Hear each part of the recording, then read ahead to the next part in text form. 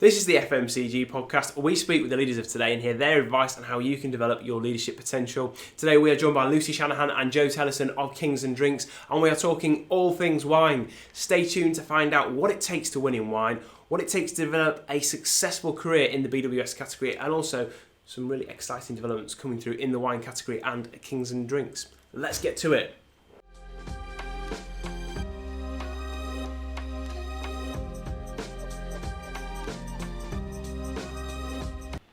Hi, good morning. My name's Rich and we are Consumer Hub, and this is the FMCG Podcast, and this is the show where we talk with leaders of today and hopefully give you some insights into really interesting industry topics and also some category specialists. Today we've got Lucy and Jo, who are from Kingsland Drinks, with us, and we're going to be talking all things wine. Very, very excited to have them on the show because I'm excited to learn more about wine and also more about Kingsland Drinks and the category in general. So guys, just very quickly, could you introduce the business Kingsland Drinks and also yourselves, just a quick run through the business's story and also your stories?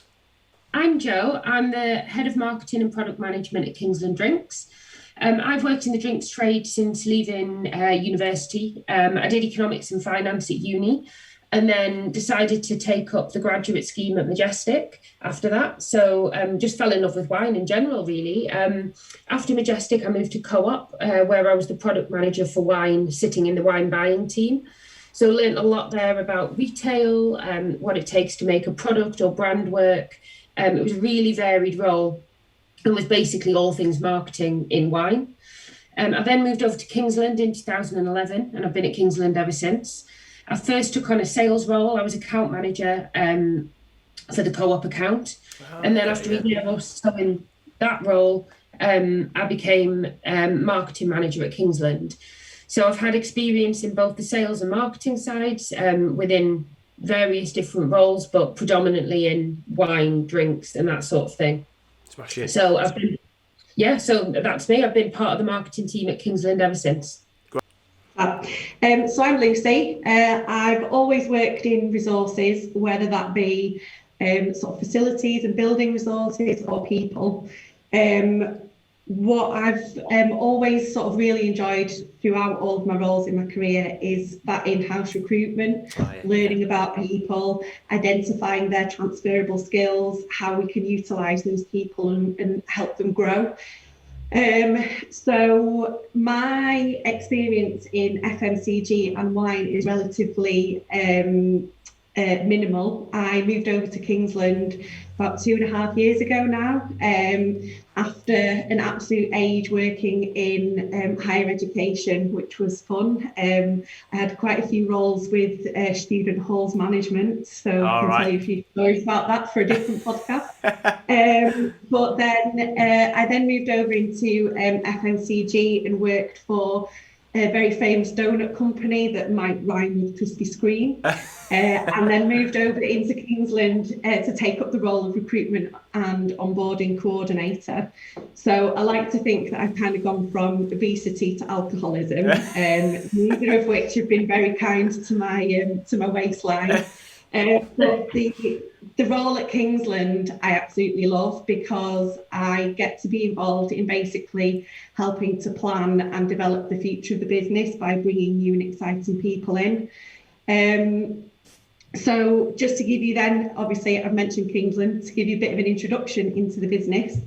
To start from the very beginning, we can probably date back to about 1894 when the company was actually part of the Co-op. So we still have those really strong links with the Co-op even to this day. And at the time, the company was manufacturing detergents, soap and candles.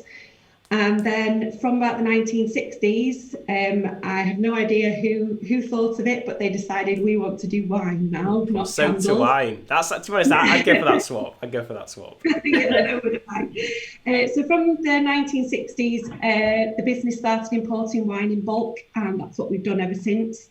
We were the first company in the UK to do that. And that meant that we played a massive part in the regeneration of the Manchester Shipping Canal. So we still use the shipping canal quite heavily to this day, mainly because of cost, but also because of our carbon footprint. It's a lot more environmentally friendly, obviously, to use the shipping canal. Yeah. We are a single site here at Earlham in Manchester. We're a 24/7 operation, and we've got about a 3 million litre storage capacity on site as well. Yeah. And by now we employ over 500 staff, and we have a turnover of about 298 million. Oh, it's big. Yeah, massive. So like I said, we've imported wine in bulk since the 1960s.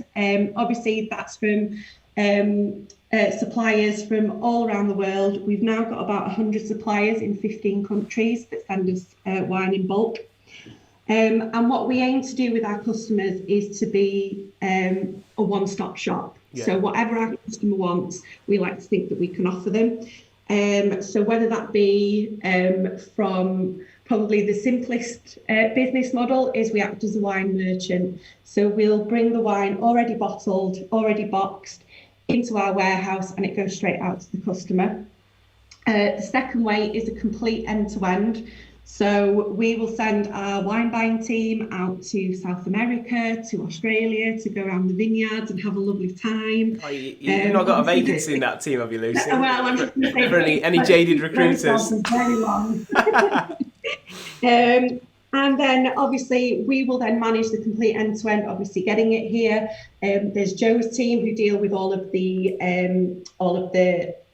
brand plans and the graphics and things like that. We obviously then bottle and manufacture it and then send it out to the customer. And then the third way that we work is contract packing.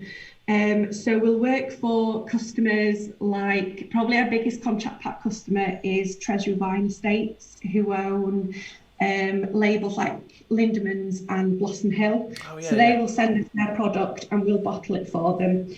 And so on that contract packing side, in terms of manufacturing, what we can offer people is carbonation, fermentation. We've now got a canning line as well, so we can start doing wine and mixers in cans. We also have high-speed filling lines where we can do about 400 bottles a minute. And soon we'll also be able to offer distillation. We're installing a still on site this year. Oh, right, okay. So very exciting. We like to think that we can kind of spot a gap in the market or a trend and kind of invest in that and sort of go with it. And probably what I really like about Kingsland is the fact that we're a company with a northern soul. So obviously we're northern. So we, and if you saw the site in Earlham, you would see we're slap bang in the middle of a residential area. There's houses all around us. So we like to give back to the immediate area of Earlham and Cadishead. So we do that by, we pay to maintain the park over the road. We'll send staff out to plant bulbs in the spring, to do litter pickups, and it's not a disciplinary action. People do actually volunteer for it. Okay. If you don't wash your coffee cups, you're out planting bulbs. Yeah, that's it. You're out litter picking. We also sponsored the local rugby team, which is the Salford Red Devils. Oh, is that shirt in the background there, Lucy? Yeah, that's it. Yeah. Right. And then we also work very closely with a charity called the Hamilton Davis Trust, which is a local charity. They provide sort of affordable housing, support to people who might be in financial difficulty. We'll do hampers at Christmas for the elderly, that sort of thing. And the main way that we support Hamilton Davis is we send staff during work time down to their offices in Earlham to take part in IT and biscuits, which is exactly what it says on the tin. You have a cup of tea, you have a biscuit, but it's a computer and cybersecurity awareness course for the older generation of Earlham, shall we say. You might help someone set up their new smartphone or do an online shop. Honestly, I need one of them. You just ask Harry, our apprentice. My grandma's better with tech than me. Crikey.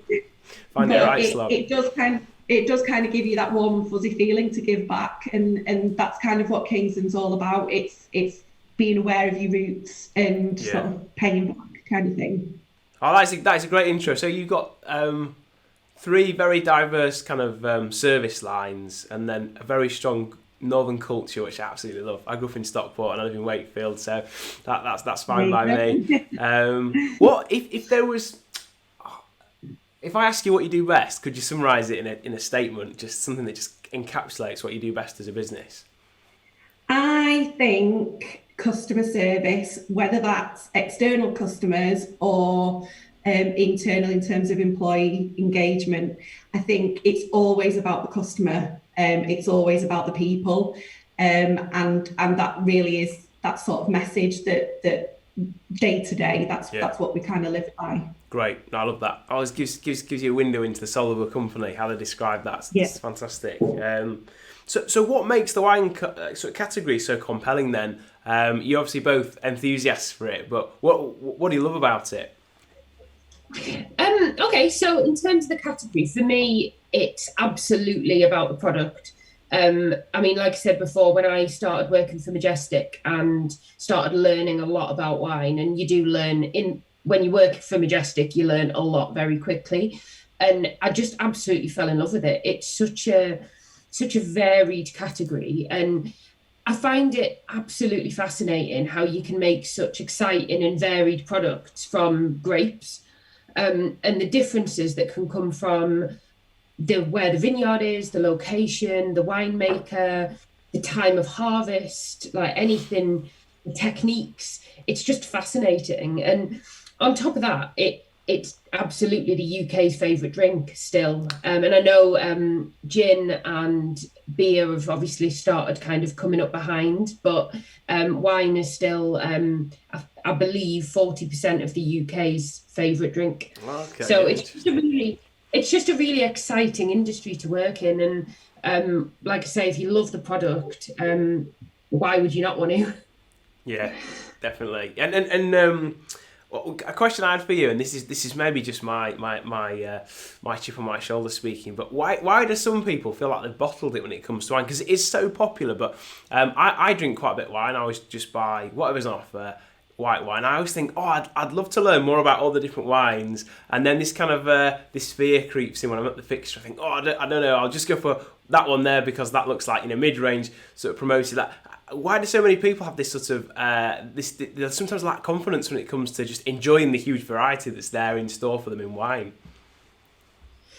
I think it's the complexity of the category. It's such a challenging product to properly understand, and there's so many really strict regulations in terms of labeling, and a lot of wines come from non-English speaking countries, so the labeling can be in languages that people aren't familiar with. I don't think there's a very good standard in terms of how a wine will taste. So to look at a label and actually understand whether you'd like it or not is quite tricky. Yeah. And also, on top of everything else, regardless of whether you're spending £4 a bottle or, I mean, I don't, but £400 a bottle, it's a luxury product, and you're asking people to spend quite a lot of their hard-earned money on a bottle of wine, and nobody wants to spend the money and sit down on a Friday night and find out they don't like it. Yeah. So I think another thing, but the wine industry, and we try to avoid this as much as we can, but the wine industry can be quite pompous, and I think there's a lot of judgment in people who know an amount about wine, judging people who know less. And I think the amount of knowledge people have can differ quite a lot from customer to customer. And the judgment doesn't help. And I think, I was on a call the other day with our MD, and we were talking about wine from California. And White Zinfandel is still one of the most popular wines in this country. But people with a level of knowledge about wine will frown upon that. But why should they? It's a hugely popular wine for a reason in this country, because people really enjoy it. And in my eyes, with wine, if you like it, it's not a bad choice. Yeah. And I think just, don't listen to people who might be a bit snobby or pompous about wine, or kind of try to dictate what you should drink or how you should drink it. If you want to drink a certain wine, if you want to put ice in your wine, if you want to chill your head, do whatever you like, because that to me then means it's the right choice if you're going to enjoy it. Yeah, I love that. That's really insightful. Thank you. So for you then, you've got a very broad role in a kind of very broad business with lots of different specialisms. Kind of what are the unique challenges to marketing in wine? So certainly regulations are really tricky, and there's obviously very strict regulations in terms of labelling, whether it's food, drinks. Wine has specific regulations. On top of that, on top of the UK rules, there's also quite strict rules from different countries and regions around the world. So that's quite limiting in terms of what you can do to make the category a bit more approachable. So New World wines, I think, have done a lot better because there are far fewer regulations in New World. So if you bring in a wine from Australia, you can say it's an Australian Shiraz and you can put that on the label, and you can be quite... you can be a little bit more maybe basic about what you put on the labels to allow people to understand what exactly the wine is. If you've got certain wines from regions in France, you might not actually even legally be able to varietally label the wine. So it might be a Shiraz, but you might not be able to put it on there. Or it might be a blend of loads of different varieties. So then it's quite difficult to actually explain to people what it is. So I think labeling and trying to get people a bit more involved in wine, trying to help people learn about wine can be quite difficult. And on top of that, innovation can be quite challenging. So if you look at what's happened with spirits and what's happened with beer over the last sort of few years, so craft beer has been absolutely phenomenal. Craft gin as well is just absolutely come from nowhere and, taken over the spirits category really in a way. And that's been done through innovation, adding flavours, that sort of thing, doing something a little bit more interesting. But in wine, you're not really permitted to do that. You're not allowed to add flavours into wine and still call it wine. So the actual innovation's really kind of limited to a new type of grape, or that maybe people aren't familiar with. It won't be new. I mean, likelihood is it'll have been around for ages. But for example, we've just brought in a Argentinian Criolla, which is something that I think it's one of the first ones that's been sold in the UK, and it's a really light style of red wine, and it's been really popular. But that wouldn't be seen necessarily as innovation in the wider wine industry, but for the UK, it's innovation. Yeah. And then winemaking techniques. But other than that, we're quite limited in terms of what we can do really in innovation. So that's a big challenge, I think, for the marketing side of wine. Okay, yeah, no, that is really interesting. I guess a natural follow-on from that is, what are some of the unique opportunities for wine as such a diverse and interesting category? Well, I mean, like I said before, so I think wine is still it's still the favourite drink of the UK, favourite alcoholic drink. And I think for us, it's about understanding the consumer and understanding why they buy wine and what they're buying it for. So you're going to make a really different decision as an individual if you're buying wine to drink on your own at home, or take to a dinner party, or have a sort of fancy night in with your partner, or give it as a gift. And I think if we can understand that and understand a little bit more about why people are buying wine and what they're buying it for, that can be quite useful. Also, I think wine is still the most commonly drunk alcoholic drink with food. Mm-hmm. So, but people find it quite difficult to understand how to match food with wine. And I think, like I said before, if you enjoy a certain wine with a certain food, then absolutely have at it. Do what you like. Don't allow rules that say you have to drink white wine with fish to dictate what you do. Yeah. But I think a lot of people actually want to understand a little bit about which wines complement which foods. And I think maybe demystifying that a little bit and trying to help consumers understand how to get the best out of food and the best out of wine by pairing it up together. And I think we're not very good at that as an industry. And I think, we always will put on the back label of wine that it'll go with a certain food, but that's quite restrictive, and it doesn't really help somebody explain why it goes well with that food. And, the likelihood is if you've got a Sauvignon Blanc and you're saying it goes well with a goat's cheese salad, well, I might not be having goat's cheese salad for my dinner tonight. So how does that really help? Yeah. So I think maybe helping people understand that a little bit more would be quite useful. Okay, yeah, no, that's a great shout. I would definitely appreciate that. Rich from Wakefield like that. So just thinking about the general landscape at the moment for BWS category, like, what does it take specifically to win in wine? Because something that was very interesting that really came through in your sort of previous points there, Jo, is that people, I think consumers anyway, like me, will often think of the alcohol fixture as just one monolithic fixture. But actually, when you look at the dynamics in gin, spirits versus beer versus craft beer versus wine, they're very, very different subcategories, aren't they, with their own sort of environments and currents. Like, what does it take to win in wine specifically within BWS?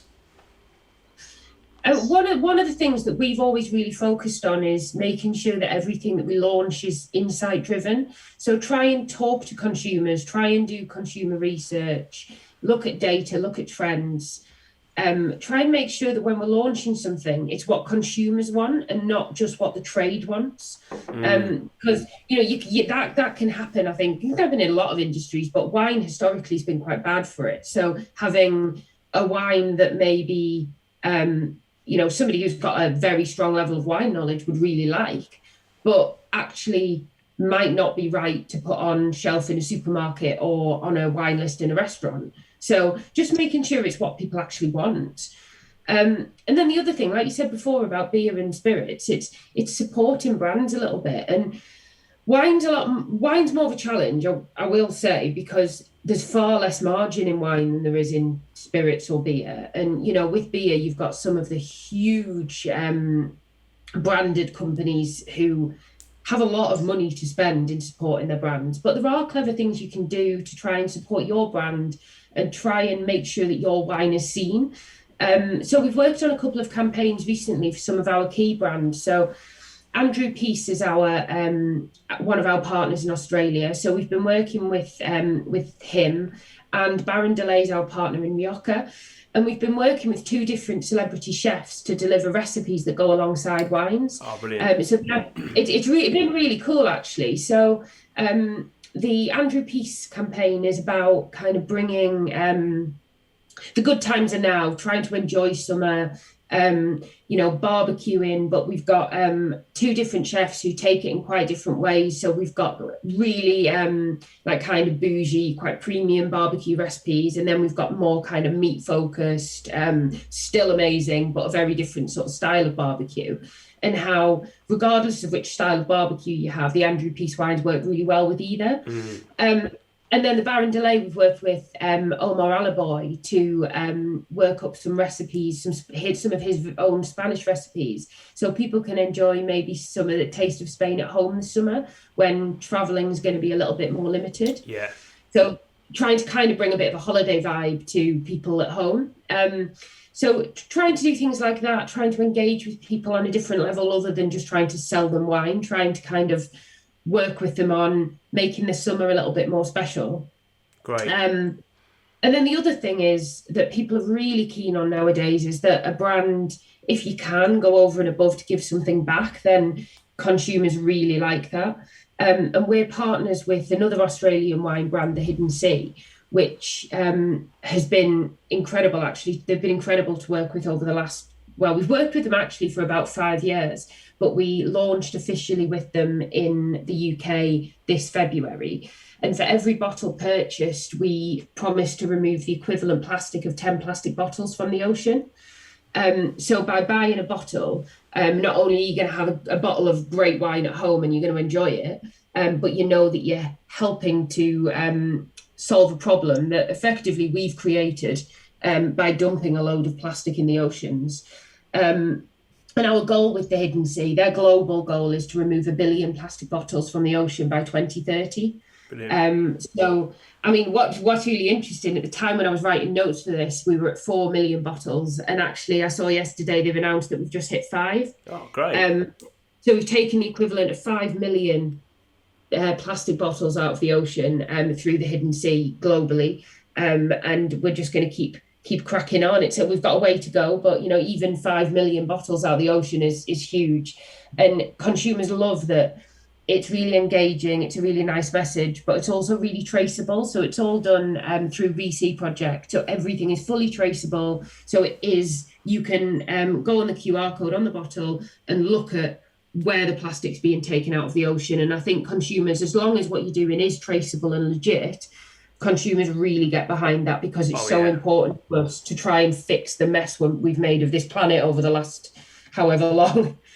That's fantastic. And yeah, it being traceable is a deliverable outcome that as a consumer you can check, and you can sort of engage with the brand and see the impact that you're having as well through your choice, which is what you want, isn't it? And from what Lucy was saying, it sounds like a very Kingsland thing to do, investing back in the global community, not just the local community. It's great.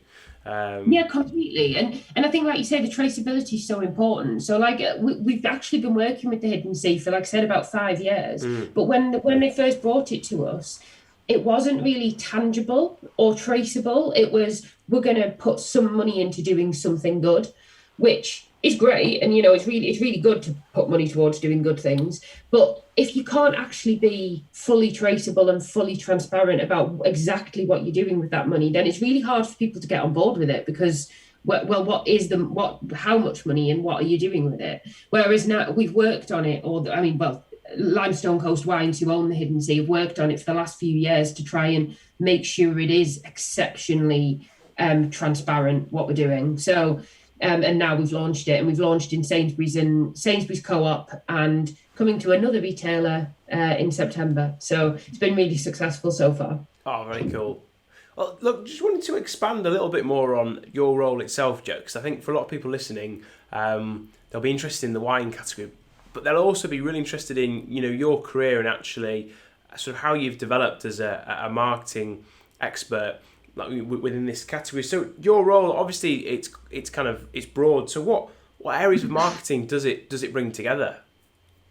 Yeah, but my role is exceptionally broad. So my title is Head of Marketing and Product Management.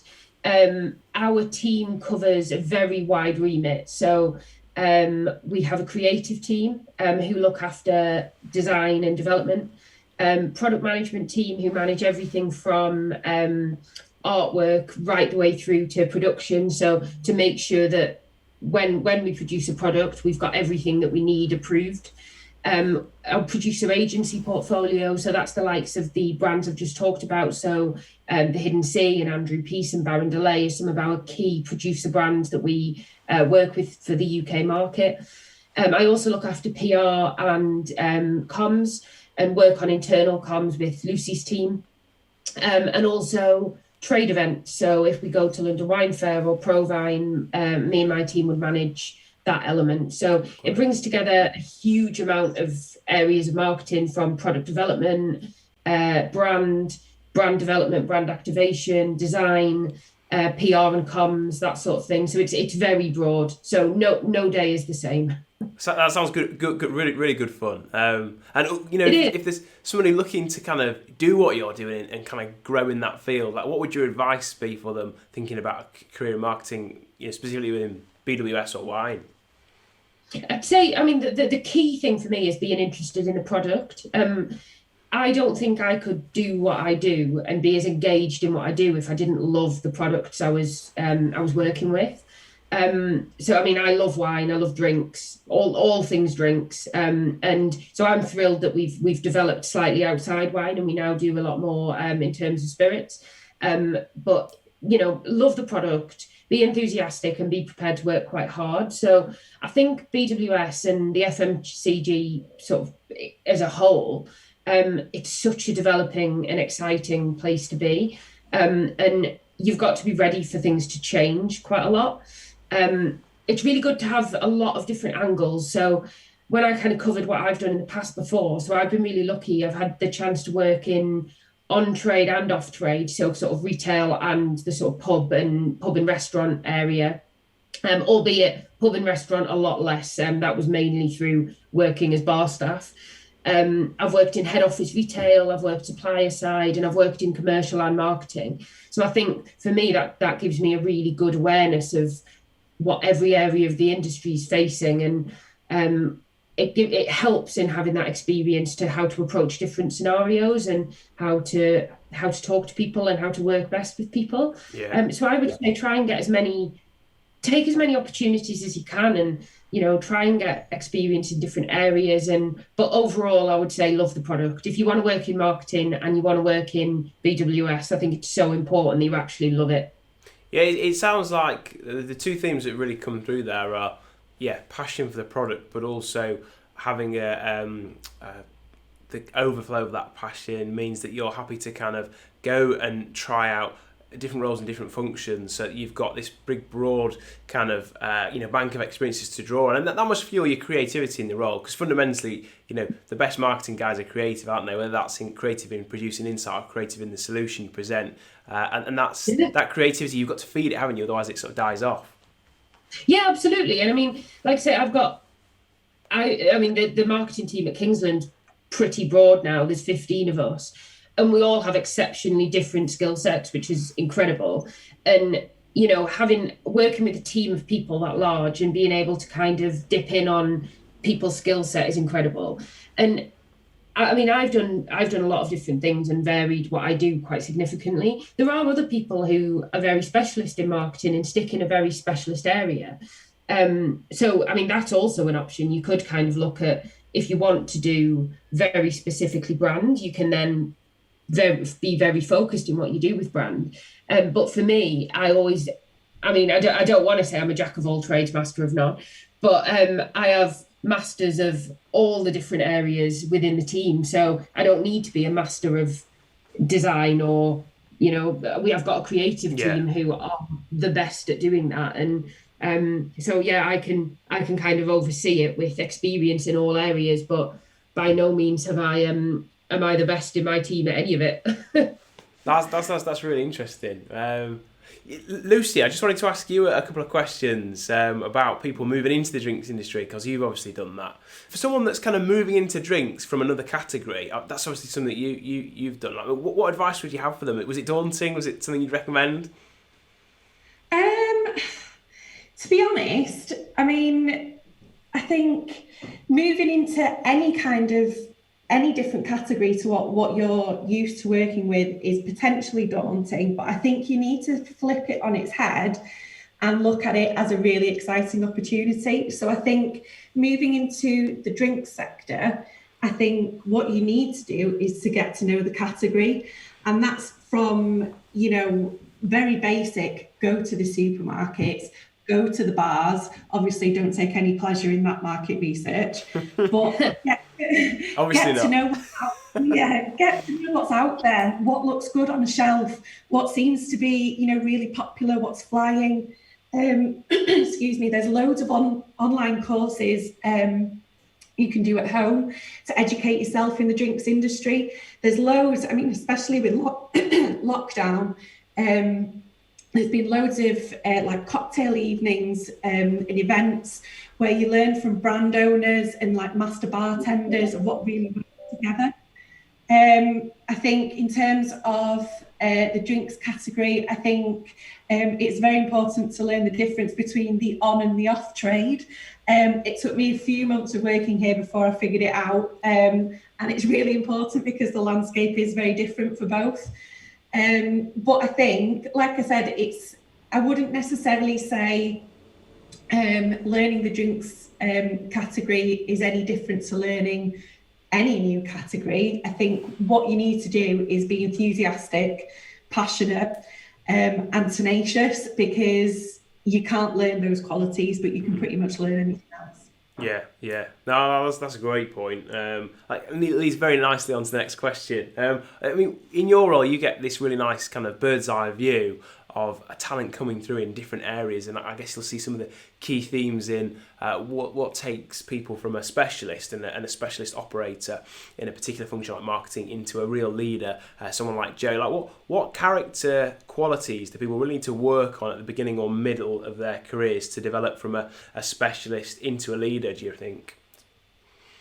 Well, I think obviously I can't comment from the marketing side because I'm not a marketeer. Jo potentially might have some ideas on that sort of once I've finished, but I think from my perspective, looking at a hire from the business perspective, shall we say, I'm looking at who will be a fit with our values, our behaviours, our ethos, who's engaging, inquisitive, who's a great communicator. You know, would they be able to hold their own at board level, but with people in the warehouse at the same time? Obviously, without wanting to sound like Simon Cowell, there really is an X factor sometimes with people. You can just tell if someone's going to be good and progress with the business by how they conduct themselves, how they speak, and how they really kind of communicate their previous experience. I think to progress at Kingsland, again, you need to kind of feed into that fact that we are one big family. We're a northern company, so there's no airs and graces at Kingsland. And with that, we don't take ourselves too seriously either. If you've got something wrong, we hold our hands up and we'll go again. And the ability to do that is something that I really admire and I kind of look for. And I think, obviously, there's so much going on at Kingsland. We're so busy. Obviously, you heard Jo talk about sort of the remit that her team looks after. We're very, very but what kind of helps us through is a great sense of humour. And for me, that goes a long way. And a glass of wine as well? Yeah, well, absolutely. Obviously, but when you've checked out. Yeah, it can really open the doors and, you know, get the best outcome from the worst situation. So I tend to look at character traits more than anything. But yeah, for me, that's what it would take to move into a specialist and a marketing leader. Right, no, that's really interesting. Yeah, that is a theme that comes from these podcasts, is that actually working on your character, you know, honing the X factor, and making sure that you work on the people skills, you know, the ability to communicate at all levels. That's as important as developing your technical skills in terms of, you know, what you can offer as a marketing solution. If you're not working on the broader lateral skills as well, then there is a ceiling to kind of how far you can go, isn't there? Yeah, I mean, I think, and it's something that I'm certainly working with our hiring managers on, is that yes, you might say, well, on paper, we want someone who's done X, Y, and Z and has got this qualification. But actually, sometimes, A, those people don't exist. B, they're a lot more expensive than the budget that you've got to pay for them. And C, actually, a bit of a diamond in the rough who has potentially got all of those qualities that you're looking for, but has maybe done them so for example, myself, I've never worked in wine, but I've done a similar role in food in the higher education. So it's very much, I'm trying to kind of foster that, let's look at transferable skills. And it's good to get new blood into the business and people who have never dealt with it before, because then they'll have a different take on things. And yeah, it's for me, it's very much about, let's focus on transferable skills, because a lot of the category and a lot of the roles you can teach, but you can't teach the type of person that you are. Yeah, very true. So just thinking about next chapter then for Kingsland, what is next for Kingsland Drinks? I mean, it's just a huge variety of stuff that you guys do, and you've touched on a few things that you're excited about, but what are you guys excited about moving into that next chapter for the business, and what do people need to know about? So, what's next? I mean, we have changed so much in the time that I've been at Kingsland. We've invested so much in terms of our capabilities, a high-speed bottling line, and like Lucy said, a canning line, bag in box, and we've also invested in spirits. So we've done a lot of investment, but I see that continuing in the future. You might have seen over the last few weeks that we've actually very recently moved to being partly employee owned. So it won't change anything in terms of the business operations, not in the short term. But becoming employee owned, it positions us to be a little bit more sustainable and resilient, and enable all of the business to contribute to ideas and innovation and that sort of thing. And feel a pride in our kind of shared responsibility of the success of the business. So that's been huge news. So I guess over the next sort of 6 to 12 months, we'll be bedding that in and understanding what that means for us. We've diversified quite a lot as a business. So Tenlocks, which is a sister company to Kingsland, launched during the pandemic. So that at the moment is predominantly spirits, but it will be kind of a more branded house in general. And the idea behind Tenlocks is that all of the brands in the portfolio strive for some kind of positive change. So we've got the likes of Applewood Gin, which is a B Corp. So very high standards of transparency and accountability and performance. We've got a female-led innovative rum brand called theyve, which is amazing. And then we've got a really innovative Irish whiskey called West Cork, which I find fascinating. It's owned by some former fishermen who, when they found themselves unemployed, and they diversified, set up West Cork Distillers. In doing so, have provided jobs for a huge number of locals who were also unemployed at the same time. So we work with businesses like that, and we want to work with brands like that who are doing something for positive change. So obviously launching during the pandemic, while the on-trade was, it wasn't closed the whole time, but, it was very off and on, and it was a huge challenge for the team. But the Tenlocks team have done an incredible job. So I'm really interested to see how where we take that and how Tenlocks continues to develop as we get to whatever the new normal is. Yeah. Yeah, I know that sentence. And then the other thing that we've been working on, so that's sort of the Kingsland Drinks group, which covers Kingsland Drinks and Tenlocks, is a new sustainability programme. So we've been working on that for months. And over the next couple of months, we should be launching that externally. So within that, that's a sustainability programme that looks at the economy, the environment and society. So it's all three pillars of sustainability. So within that, we've got a really interesting project on hydroelectricity coming. So that'll be a huge focus. Cool. And that'll be massive for Kingsland. So that'll be really exciting. So yeah, I mean, all I can say is I've worked at Kingsland for nearly 11 years, and we've just developed constantly since I've been here. It's there's not been a year on year when we've stood still and not developed and not diversified. So I would say that's very unlikely to change going forward. So it's always exciting to see what we do next. It's something that's really come through chatting to you both is just how much the company is investing in the culture and the CSR kind of linked to that, and it seems like that is as important to the company as driving the investment in innovation and the manufacturing lines as well. And that's really unique. That's something to be proud of. So anyone watching this, if you want a window into Kingsland, for me, that's the big standout from this, is just how kind of holistic the investment is across the board. That's great to see. I mean, look, hopefully people are going to listen to this, going to watch it, and they want to follow you guys. Where can they find you? Can they follow you both on LinkedIn, and what sort of comms would you recommend people plug into? By all means, get in touch on LinkedIn. Obviously, we're on there. Kingsland is on there. We're also we do quite a lot of work on Twitter and Facebook as well. You can also go and visit our main website. We've got a lot of information on sort of who we are, where we operate, who are our customers. We've got our portfolios on there. And then what's really exciting on there as well is our dedicated careers site. So you can pop on there. We've got some staff testimonials about why they love working here. We didn't have to bribe them too much to take part. But it just gives you, again, an insight into what it's like working in Kingsland. And then I also think this is going to be an unashamedly plug here. But we are also attending a Progress 21 event at Manchester Central on the 23rd of September.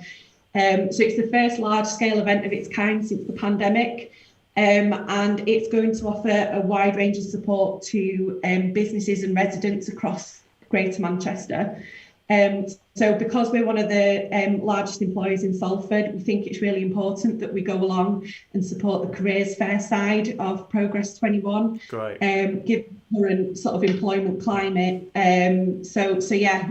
By all means, drop down to Progress 21 and see us on our stand there as well. Cool. That's great. And do you, Lucy, obviously you've got the talent stream there that you manage. So if there's somebody locally, maybe they're pretty happy, but they're 2 years and think, oh, I really like the sound of Kingsland. I'd just love to kind of be kept aware. Is there a way that they can kind of register interest on a careers portal and then sort of have updates come through every quarter? Yeah, all our current vacancies are on there that you can obviously apply directly for. But if there's something that it's not quite right and that opportunity isn't there for you yet, you can by all means submit a speculative CV on that page. We keep those people in a talent pool for 12 months.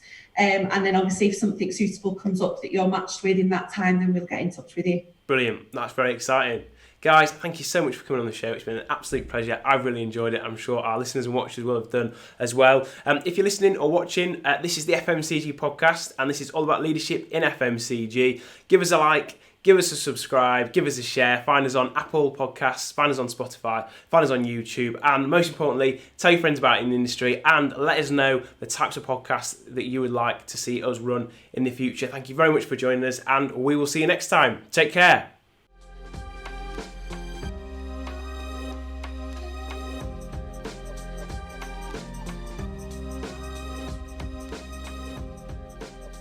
Thanks for watching the video, guys. Check out the playlist here for more content like this. Click the donuts to subscribe so you never miss an update, and give us a like and a comment so we know what content you'd like to see from us. See you next time.